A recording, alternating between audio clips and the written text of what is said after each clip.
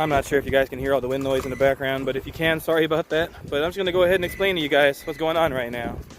I've taken this out for maybe 3 bashes, maybe around, I don't know, 2 batteries to 3 batteries each bash session.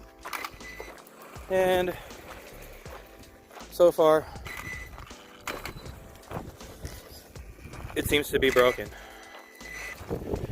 Well, right now you see it running. Surprisingly, I was able to tighten up the mesh on the differential gear and get it to work again on a stripped gear, which is, you know, half stripped, not fully stripped. But, you know, this truck has had its issues with a lot of people, so let's go ahead and let me set it down real quick and let's talk about it, if I can find a place that doesn't have as much wind as where I'm at right now. But let me just try to go down into the valley right here and maybe it'll be less wind. There you go. All right, let's get to this. All right, my Axial Ryft. Now, the problems you've heard from people having, breaking axles. Yes, I have done that. I haven't completely broken mine, but it did crack right here in the back area. It didn't go all the way to the front, but it's all cracked in the back. So I contacted Horizonhobby. They replaced it. No issue, no questions asked, but it is not an updated part. So if you guys are getting your replacement parts out there thinking you're getting updated parts, you're not. This is still the same breakable drive shaft. So don't think you're getting new parts, you're just replacing it so you can keep on running, hopefully, until they figure out what the problem is. But yeah, that's the one thing I broke. Let's get underneath this thing so I can show you the rest.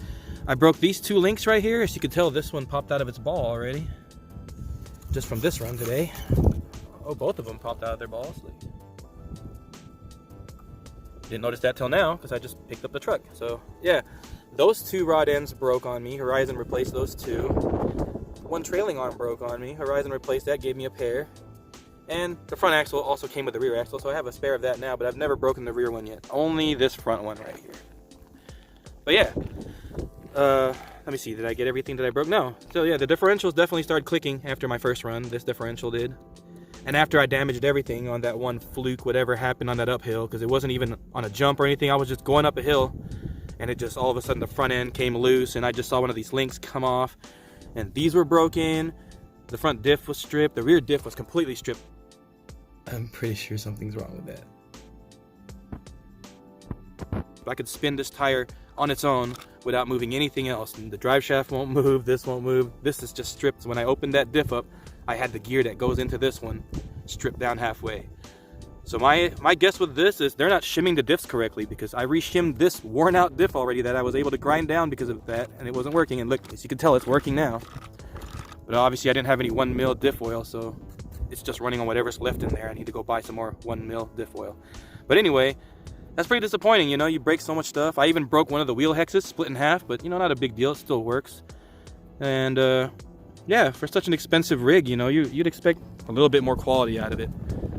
But for now, hopefully it doesn't break anymore. I do plan on running this more on 2S and 3S. I haven't ran any 4Ss yet, which I'm surprised that some people are able to get away with that without breaking their rigs, but not me. And I don't play with my rigs that hard. If you can tell, I own a lot of toy grade-ish that I convert to hobby grade, and those even last me. So yes, guys, Axial Ryft. For now, I'm gonna have to say, stay away from this rig. Do not purchase this unless you really, really want it and you know what you're getting yourself into, because it does have issues and they are working on it, hopefully. And hopefully for the people that do own these, they ship out some, you know, updated parts that they figured out were all wrong with this thing. But as for me, Horizonhobby has a set of diffs coming for me, but they're on back order right now, so they'll be here next month.